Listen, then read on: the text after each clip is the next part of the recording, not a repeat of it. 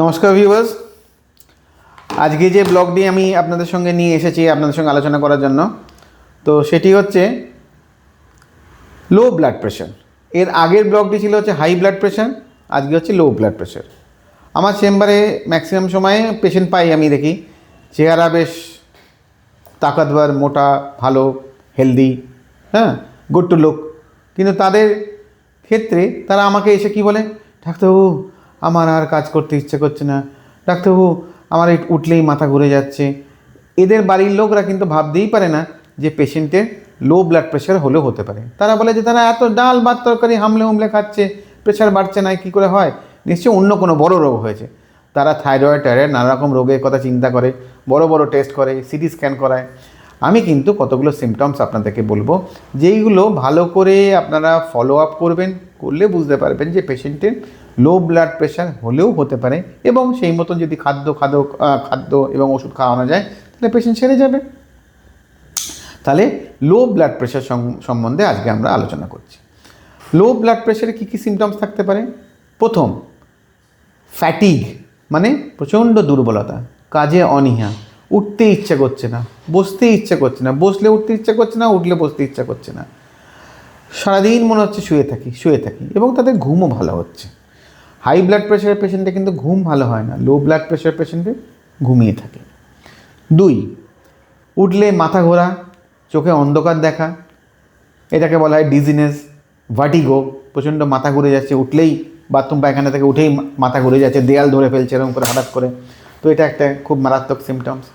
3 নম্বর হচ্ছে স্কিনে হাত দিলে দেখবেন স্কিন ঠান্ডা ঘাম হচ্ছে, শরীর থেকে ঘাম হচ্ছে, কিন্তু অনেক সময় ঠান্ডা, কোল্ড ক্ল্যামি স্কিন, ঠান্ডা, শরীর ঠান্ডা হয়ে থাকে। 4 নম্বর হয় পেশেন্টের লো ব্লাড প্রেশার কিন্তু পেশেন্টের খিদে হচ্ছে না। যে পেশেন্ট হাই করে খেলে তো সেরে যাবে, সারছে না কেন? খেতে কম পাচ্ছে, নশিয়া, তার সঙ্গে একটা গা বমি থাকছে। তার সঙ্গে কি হয়, শরীর প্রচণ্ড একটা অবসাদ ভাব, ডিপ্রেশন থাকে। তার সঙ্গে কি হয়, পেশেন্টের দেখা যায় যে হাতে পায়ে জোর পায় না। তো এই সিমটমসগুলো অনেক সময় যদি থাকে তাহলে মনে করতে হবে যে পেশেন্টের লো ব্লাড প্রেশার থাকলেও থাকতে পারে। তো লো ব্লাড প্রেশারে আমাদের কিন্তু এই যে সিমটমসগুলো যেগুলো বললাম, তাতে কিন্তু পেশেন্টের চেহারা দেখলে হবে না, পেশেন্টের চেহারা ভারী হতে পারে।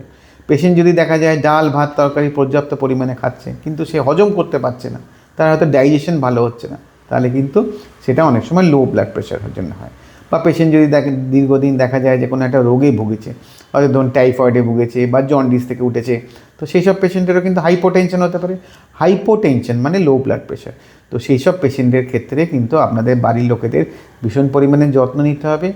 সেক্ষেত্রে আমি নেক্সট ব্লগে আপনাদের কিছু ওষুধপত্র বলে দেবো এবং কিছু খাদ্য বলে দেবো, যেগুলো খাওয়ালে পেশেন্টের লো ব্লাড প্রেশারটা কিন্তু তাড়াতাড়ি উপশম হবে।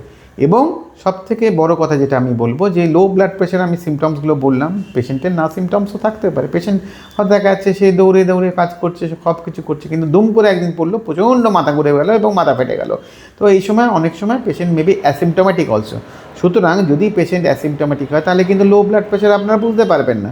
তো সেই ক্ষেত্রে কী করতে হবে, আমি সবসময় সাজেস্ট করব যে মাসে অ্যাটলিস্ট একবার করেও হলেও আপনারা সবাই নিজেদের প্রেশারটা চেক আপ করবেন। সেটা যদি বাড়িতে ডিজিটাল আপনাদের মার্কারি থার্মোমিটার বা ডিজিটাল থার্মোমিটার, যদি আপনার স্পিগমোম্যানোমিটার